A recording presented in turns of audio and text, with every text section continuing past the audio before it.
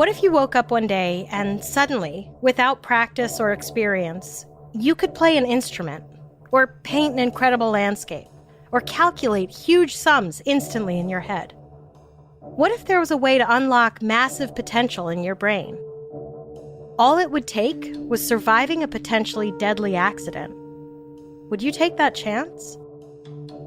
Welcome to Strange and Unexplained with me, Daisy Egan. I'm a writer and an actor who would love to be able to play piano and compose music, but really doesn't want to have to take piano lessons. This week, stories of people who woke up one day with incredible new talents they never had before.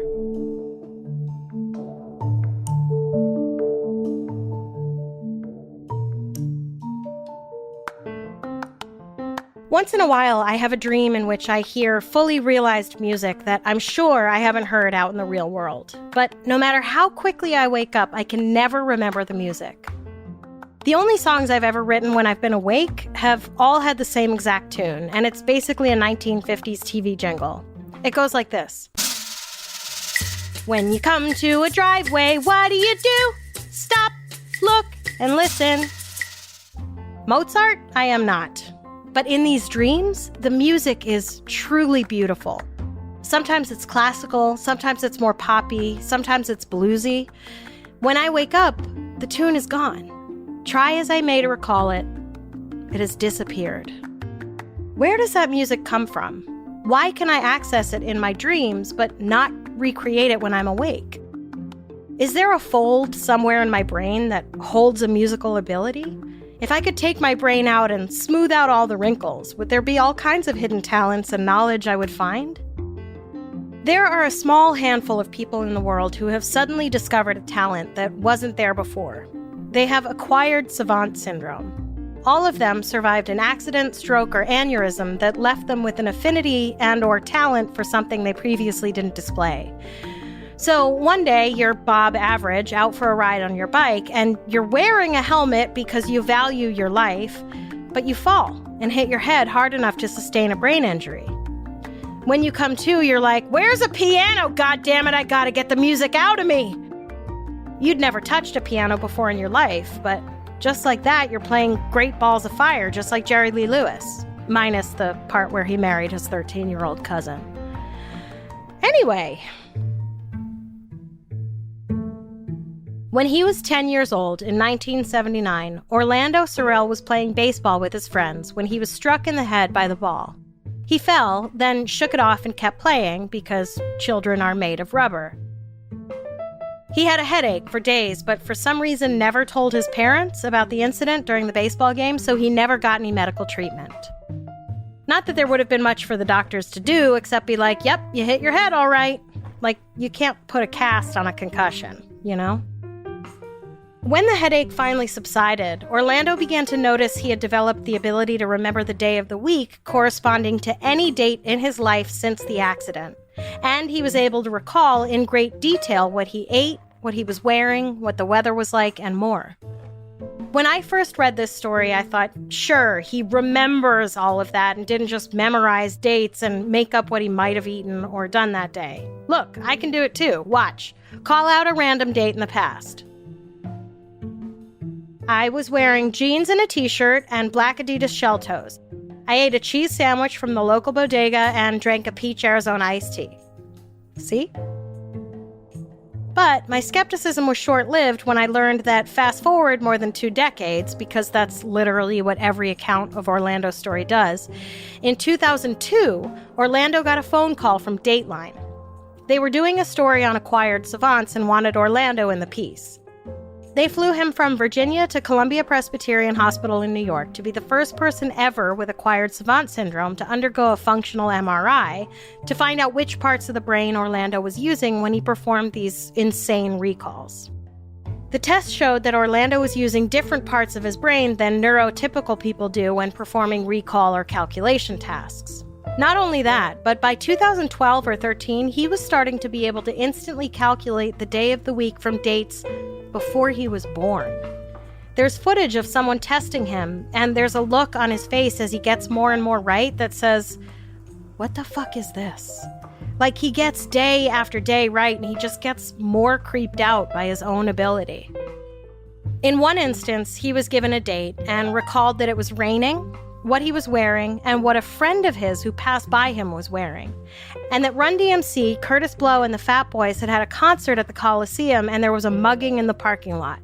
And then he said, "Now that's too much stuff to hold in one brain."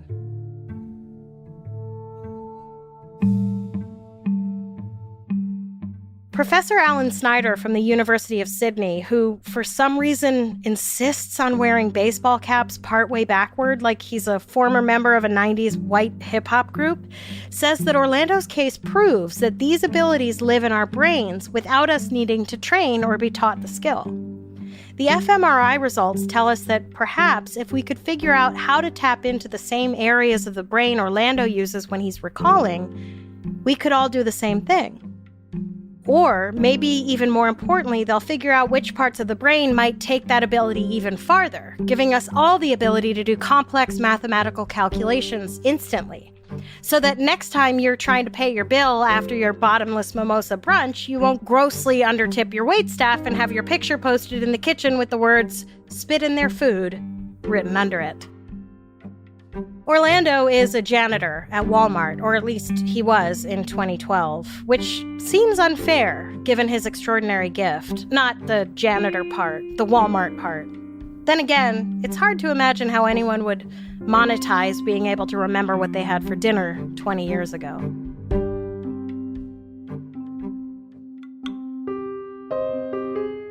There are those with acquired savant syndrome who have been able to profit off the incredible talents they've gained. One such person is Alonzo Clemens, who suffered a terrible fall when he was 3 years old that left him partially brain damaged with an IQ of just 40, unable to learn to read or write or speak clearly. But, in addition to the deficiencies created by the accident, Alonzo also gained an incredible talent for sculpting. After the injury, he felt a compulsion to sculpt. If he didn't have clay, he would find any other substance he could mold. The figures he would sculpt completely by hand were extremely realistic animals. He could see a picture of an animal for a second and somehow sculpt a 3D model of that animal, complete with musculature and everything. His favorite was horses. This amazing talent went largely unnoticed or ignored for more than 20 years. Then, in 1988, the movie Rain Man was released, followed by a media blitz of interest in savant syndrome. I'm not sure how exactly, but Alonzo got hooked up with Dr. Daryl Teffert, who was a leader in the field of autism spectrum disorders and savant syndrome. Probably someone at the residential home Alonzo lived in finally recognized that Alonzo may have had what everyone in the media was talking about, this savant syndrome. Alonzo's test results showed a huge increase of activity in the area of the brain that handles memory. So it's not just that he's able to sculpt lifelike pieces, but his capacity for memory is enormous. Dr. Teffert determined that not only did Alonzo have acquired savant syndrome, but he was also a prodigious savant, one of fewer than 100 in the world, meaning that if he'd never had the accident, his IQ would be genius level, which really just adds to the tragedy.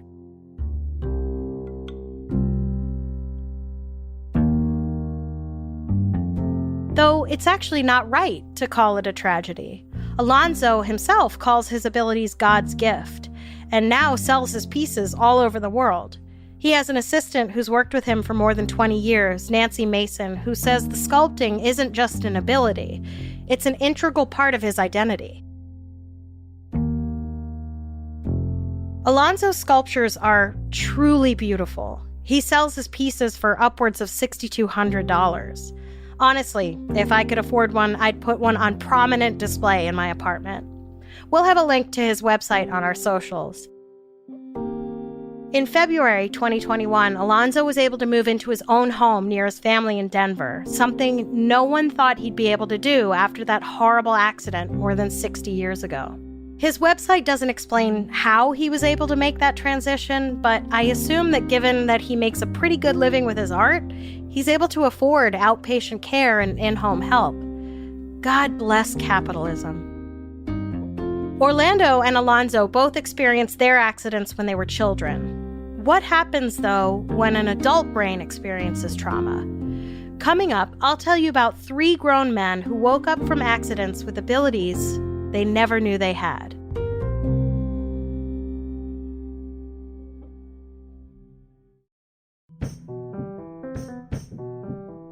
In 1994, 42-year-old surgeon Tony Cicoria was at a family gathering and went outside to use a phone booth to call his mother.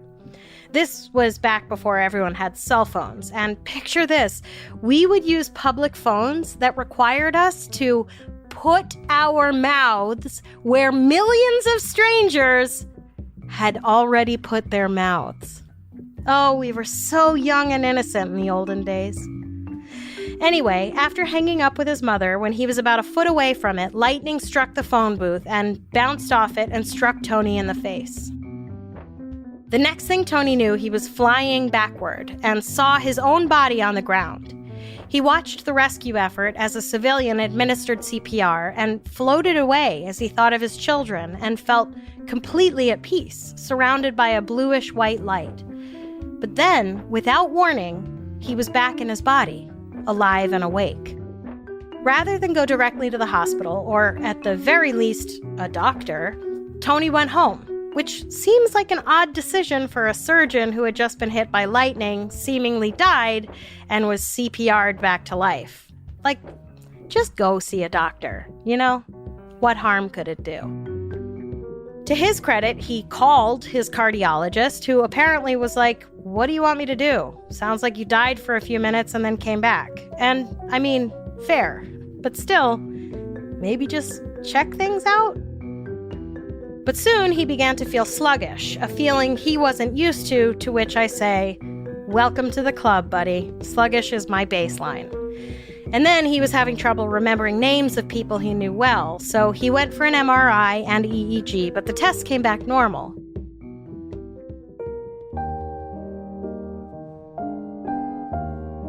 A few weeks later, Tony's regular energy returned along with his memory, but in its place, there was an insatiable craving for piano music. Particularly the piano music of Chopin. Suddenly, Tony could not get enough Chopin. At first, he just needed to listen to Chopin, but soon he had a burning desire to play Chopin. But aside from not knowing how to play piano, he'd only had a few lessons as a child, he didn't have a piano. Luckily, and astonishingly coincidentally, at this time, the Cicoria's babysitter just happened to need somewhere to store her piano. Tony jumped at the opportunity to have unfettered access to the instrument of his new obsession, and he ordered as much Chopin sheet music as he could find. It was then, however, that his brain was like, no, Chopin isn't good enough. We're gonna write our own music. One night, Tony dreamt he was wearing a tuxedo, sitting at a grand piano on a stage in front of an audience. And what he played was a completely new piece, something from his own brain. He woke up and tried writing the music down. Unfortunately, Tony couldn't read music. This meant that not only could he not write his own music down, but he couldn't play the reams and reams of Chopin he bought. So he took all that sheet music and started teaching himself how to play piano. Now, to me, trying to teach yourself piano with Chopin is like training to hike a mountain on Everest. Like, go easy on yourself at the beginning. Start out with, like, the little hill at your local park. You know? Tony had trouble getting through Chopin on the piano, not because it's extremely difficult to play when you don't know how to read music or know how to play piano, but because his own compositions would float into his head and overwhelm him. I imagine that's like trying to read War and Peace while your brain is crafting a sci-fi novel out loud in your head. This sudden affinity for music and automatic composing was consuming Tony's life. He would wake up at 4 a.m. and play until he had to go to work, and play again when he got home. Eventually, his wife had had enough of the incessant piano playing and divorced him. Honestly, I don't know if the divorce was because of the piano playing or not, but I like to imagine her being like, if I have to listen to you plunk out the same goddamn notes over and over for hours on end for 1 more minute, I'm gonna lose my mind. I also don't know if that's how she spoke. She just does in my head. I imagine it's what every parent of a 4th grader feels like when they have to listen to their kid practice hot cross buns on the recorder over and over. If you could divorce your child, there would be a lot of divorced 9-year-olds wandering around. In 2006, Tony was introduced to Dr. Oliver Sacks, whose books on the weird shit the human brain does are really terrific. If you haven't read The Man Who Mistook His Wife for a Hat, go get it from your local library and read it immediately. After this episode. Anyway, he told Dr. Sacks about the music that had been living in his brain since shortly after he was struck by lightning, and Dr. Sacks was like, "You need to write that shit down, bro." Only way more doctory than that. And write it down, bro, he did. 2 years later, Tony gave his first live performance, playing his original piece, Lightning Sonata.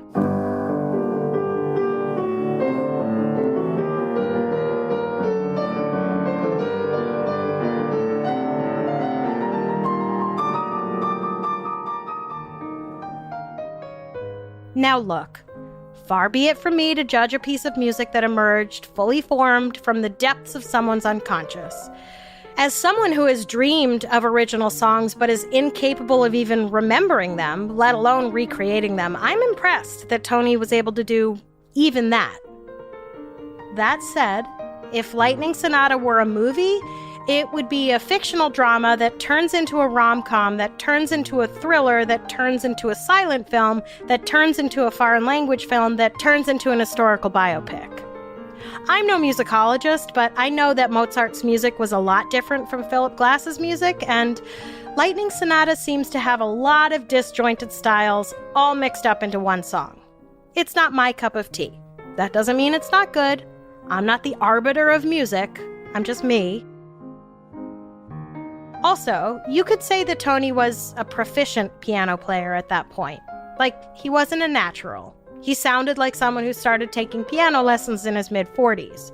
Certainly much better than I can play, which is not at all, but not like some piano genius. At the end of the day, it seems what happened to Tony when he got hit by lightning that day was that he, for some reason, developed an affinity for a type of music he had never liked before, and a fully formed, albeit somewhat confusing song sprung up from his deep subconscious.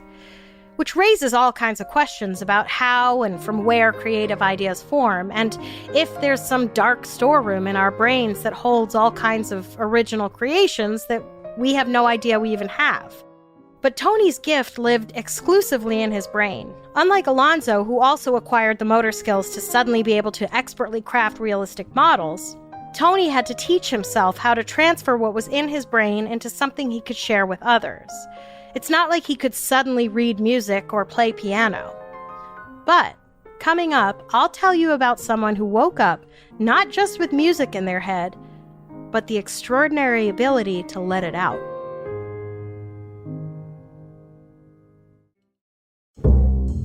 In 2007, 39-year-old Derek Amato dove into the shallow end of a pool, hitting the left side of his head.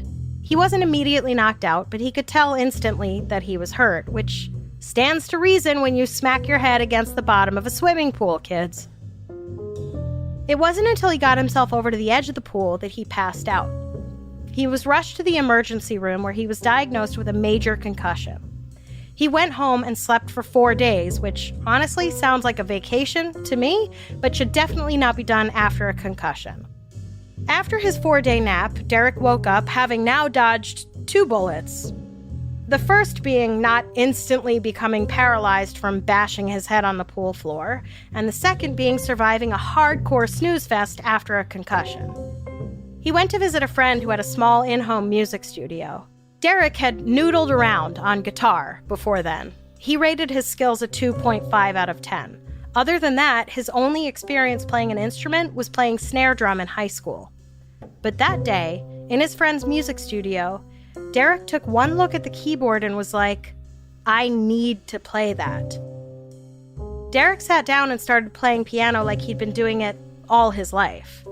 Not like he spent 12 years taking piano lessons and could play the notes on the page, like full original songs. Songs that required both the left and the right hand to play. From there, Derek went to a music shop where he sat down at one of their pianos and played for 4 hours. One of the employees asked how long he'd been playing, and Derek said, 4 hours? And the guy was like, no, I mean in your life. And Derek was like, 4 hours. Derek can't read music. He says that little black and white squares float by from left to right in his mind's eye, and somehow from that he knows what notes to play. Derek can play something original just off the tip of his brain, and then he can play it backwards. I mean, what? Not only was Derek suddenly able to play piano, he claims he can play 7 or 8 instruments now. Listen, I have long said that if I could be granted any superpower, I would want to either be able to speak and understand any language fluently, or I'd like to be able to play any instrument I pick up. Somehow, this guy actually got this superpower from getting bonked on the head. And before you get your drawers in a wad, I'm not making light of the accidents these guys had. Do not go diving into the shallow end of a pool, or have a friend throw a fastball at your head, or stand in a thunderstorm holding a TV antenna. These people were extraordinarily lucky to be alive after their ordeals, let alone left with talents they didn't possess before. And while the idea that one good whack on the head is all it could take to unlock some kind of hidden gift is tantalizing, it's not worth the risk. These stories open a Pandora's box of questions for me. 1, the list of people with savant syndrome is overwhelmingly male. And that's people who are seemingly born with incredible gifts rather than acquiring them through an accident. In fact, Wikipedia lists only 5 people with acquired savant syndrome. Now, it's possible, and likely, that there are others who just haven't been discovered. But all 5 of those people are men. In fact, just from what I've read of Dr. Sack's work, it seems like the majority of his cases are also men. I suppose this could be that historically, when a woman presented herself to the doctor with anything out of the ordinary, she was dismissed as being hysterical and having a uterus that was hitchhiking its way through her body. Who knows? Maybe all those crazy cat ladies everyone jokes about are actually savants with amazing abilities that would knock your balls right back into your body.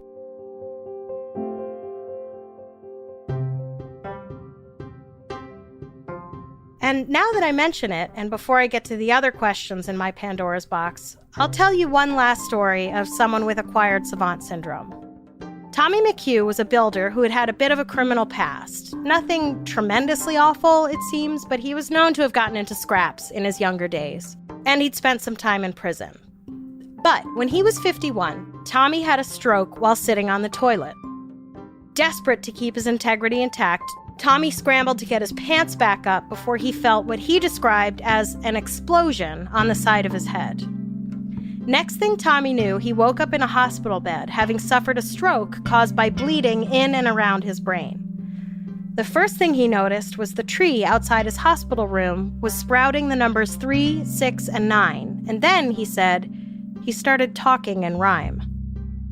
Having had absolutely no interest in or talent for art before, Tommy now had an incredible urge to write poetry, was thinking in rhyme, and was spending 19 hours a day drawing and painting. Everything he saw and heard became an image in his head. He painted series of 3, 6, or 9 paintings at a time. Each painting, he said, was like a snapshot of a millisecond of information that came into his brain. Dr. Mark Lithgow from the University College London explained that the stroke had blocked a function in his frontal lobes that normally filters the data we take in from our surroundings into understandable information.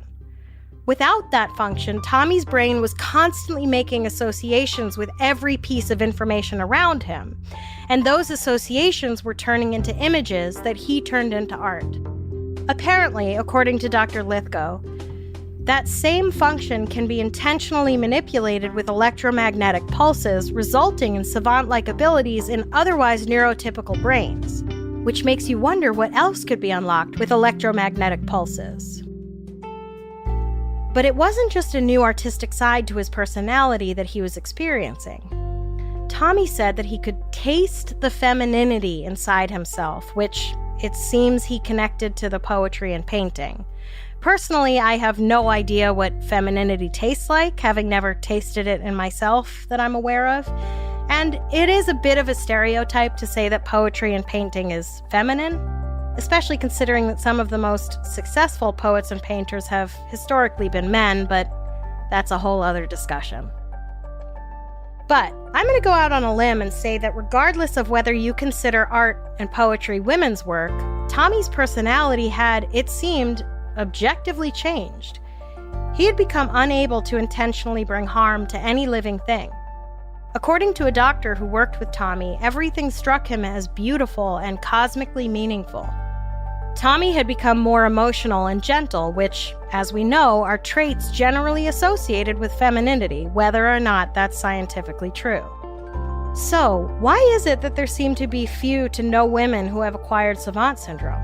Is it really that there aren't any, or have they just not been identified? And what is it about the syndrome that overwhelmingly brings out artistic abilities rather than mathematical or logical ones? Why are almost all the stories of savantism, either inborn or acquired, associated with music or visual arts? What happens when a non-binary person becomes an acquired savant?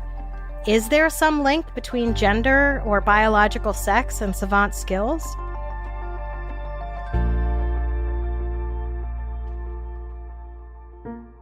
And more to the point, what else is locked away in our brains? There have been some cases of people suffering accidents and suddenly being able to speak another language fluently. This seems even more unbelievable than suddenly being able to play the piano somehow.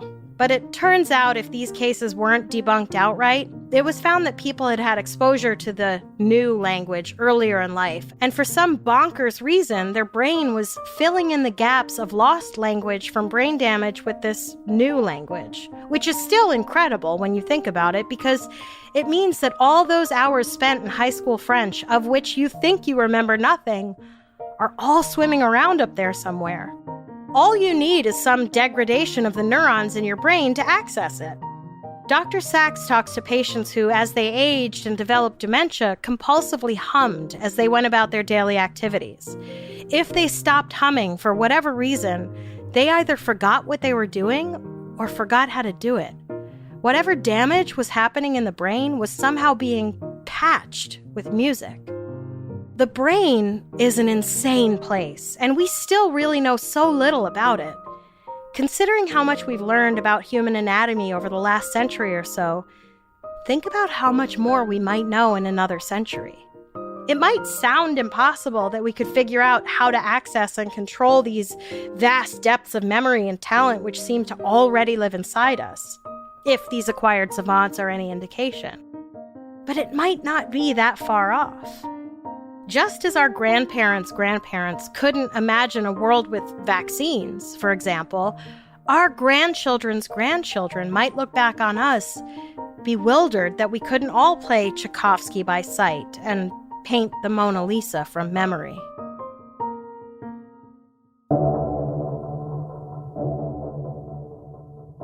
Next time on Strange and Unexplained with Daisy Egan, pack your bag, grab your boarding pass, and put on your tinfoil hat. We're going to the Denver airport. We have a lot of fascinating and bizarre stories to share with you this season, but we want to hear your episode suggestions as well. If you have an idea for something we should cover, whether it's a well-known case or something that happened in your town that the world hasn't heard about yet, go to our website, strangeandunexplainedpod.com, and fill out the contact form. This episode was written by me and researched by Jess McKillop. A complete list of our sources for each episode is available on our website. Our episodes are mixed and edited by Jennifer Swatek. If you like our show, please help us out by rating and reviewing us on Apple Podcasts. Follow us on Twitter and Instagram. We are at SNUPod, and check out the Strange and Unexplained with Daisy Egan Facebook group to join in the conversation. See you there.